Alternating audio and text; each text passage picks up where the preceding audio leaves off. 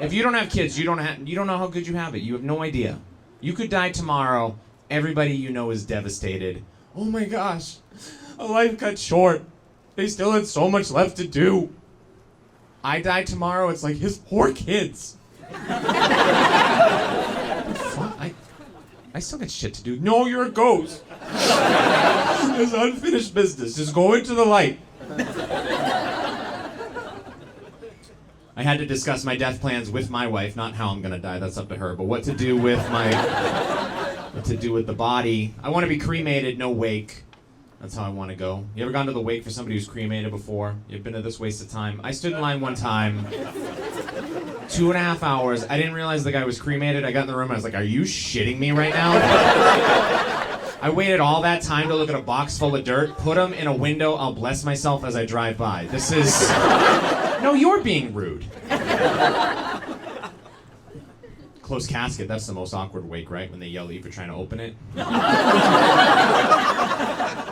So he's a bit of a prankster. I don't know. I gotta make sure.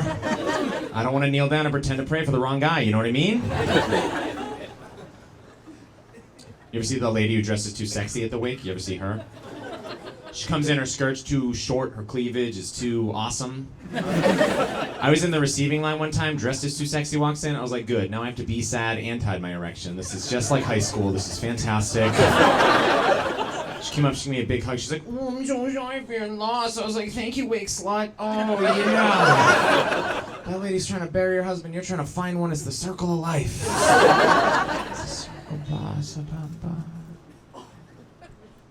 Just trying to be a better person. Started meditating over the pandemic. Do about an hour a day, not trying to brag. You probably wouldn't call it meditation if you saw it. You go, that's a guy sitting on his toilet with his pants on looking at his phone. But I call it meditation. Because I have 9-year-old twins at my house, and if I want any quiet time during the day, I have to lock myself in the bathroom and fake a nasty shit for an hour. So that's just how... And they know it too, they're just knocking on the door the whole time, the little creepy fingers coming in under the thing. They're like, you almost done? I'm just like, oh, as soon as this episode of The Walking Dead is over, I'll be right out. I had to have a conversation with my kids. They can no longer just come in the bathroom when I'm in there, they have to knock now. You know, I try to stress them that they don't have to come in at all, that whatever they have to say can wait. And I don't mean when I'm in the bathroom, I mean all the time. I have a 9-year-old boy and a 9-year-old girl, and not one of them has said anything of importance the entire time they've been alive. Yet every time I go to take a shit, they come in like we live on the front lines of the Civil War, and they gotta bring me news from the front, like, Father, oh no! So there's always some nonsense like, Dad! Dad! Dad! Can we glue googly eyes on a cotton ball?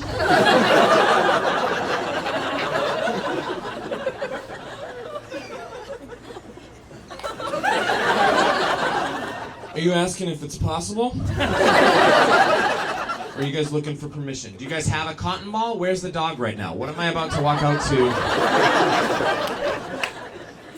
One time my son kicked in the door like a cop doing a drug raid. He goes, Dad, Tristan watches Paw Patrol, and then he disappeared. I didn't have time to be like, who the fuck is Tristan? I don't even know. I don't know who that is. I caught up with him later on. I was like, hey, bud, you don't have to let me know who does and doesn't watch Paw Patrol. You're a little kid. Everybody you know watches Paw Patrol. All your stupid friends watch Paw Patrol. All their dumb parents watch Paw Patrol. I haven't seen a movie nominated for an Academy Award in 10 years, but I can tell you the names and occupations of all the dogs in the Paw Patrol. And some of you guys are going, names, occupations? What? I thought those dogs were superheroes. No. Unless you consider municipal laborers to be superheroes, which of course I do. If you're not familiar with the Paw Patrol, because you don't have little kids, or you don't smoke weed and watch Nickelodeon at 9 a.m., the Paw Patrol are a bunch of dogs, and they live on this island, and each one of the dogs has a different city union job, like an Italian-American family. It's just police dog, a fire dog, construction worker dog, trash collector dog, dog catcher dog, very conflicted. He does... I don't know where my loyalties lie. That's every show for kids stinks, so they're the worst. Kids entertainment sucks. I thought I was gonna get stuck with Thomas the Tank Engine for the rest of my life, because when my son was 3 years old, every day he'd go, Dad, I love Thomas so much more than I love you. And I was like, I love Thomas so much more than I love you, you little shit. Don't fucking... I love Thomas more than you. I love Percy more than you. I can hurt too. If you're not familiar with Thomas the Tank Engine, Thomas, of course, is a stupid little blue train. Dead zombie face on the front of him. He travels around this stupid island with their stupid train friends. They get in all kinds of train mischief, which it turns out not a lot of mischief when you're a train on tracks. They just kind of... They go on all these adventures together. They don't have peripheral vision. They can't look each other in the eye. I used to watch it with my son. Like, I know you're a fucking baby. This is absolutely ridiculous. This is... Every episode's the same thing. It's just like trains doing train shit. That's it. They wake up, they're like, what are we gonna do today? Oh, bring that stuff over there. What a life. Most exciting thing that would happen every now and then, a train would get knocked off the tracks. They would act like it's not a major catastrophe. They'd be like, oh no, Gordon got knocked off the tracks. What are we gonna do? I don't know, maybe start alerting the families of the people who just died. Don't just send in a helicopter with a face on it. We gotta do something about this. My wife wanted to get him a Thomas the Tank Engine bed when he grew out of his crib. I was like, he's gonna love that when he's 16 trying to go to Fingertown with a girl up in his train bed.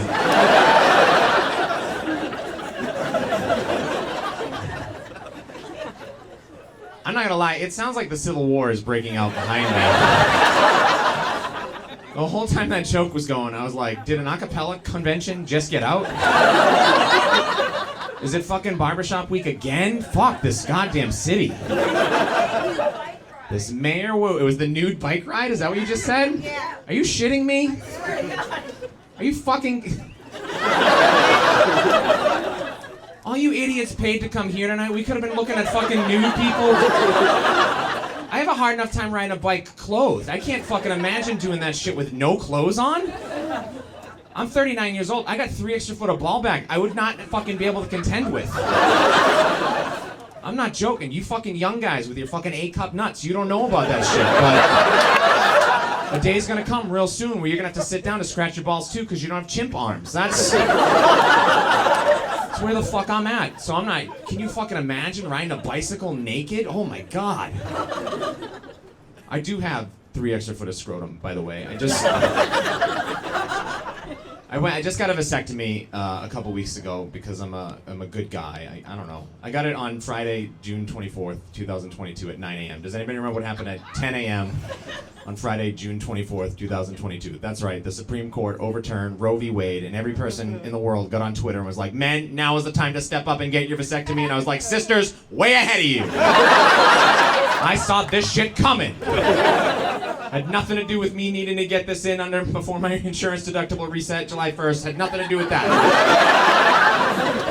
Had nothing to do with the fact that I didn't want to pay an extra $800 for no fucking reason that anybody's ever been able to explain to me. I did it for feminism.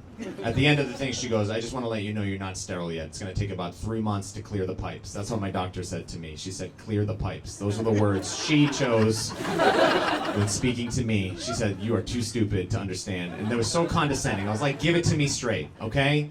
Be like, just want to let you know, it's going to take about, 12 weeks for the remaining semen in the severed end of the vase to vacate through the penile. I'll be like, what the? And she'd be like, 3 months, clear the pipes. I'd be like, absolutely, Jesus Christ. Why do you guys gotta talk like that?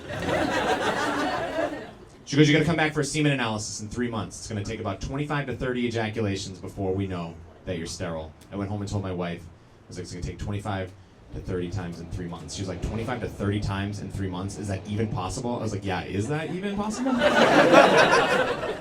I was like, I don't know, she's the doctor though. We've been this whole fucking time, all the last 2 years, we believe doctors, and that's what she said. So I don't know, we got it right on the sign. Water is God and science is real. I don't know.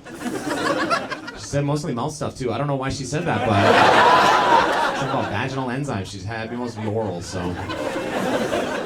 That's how great my wife is. She's so sweet. I said to her 25 to 30 times, she's like, what? I was like, if you guys want to go away for a weekend, not even a long weekend, just like leave 4 p.m. Friday, come back around 2 on Saturday. I get most of those knocked out. Don't worry about it. All right, you guys have a lot of fun. My name's Sean Sullivan. Enjoy the rest of your night.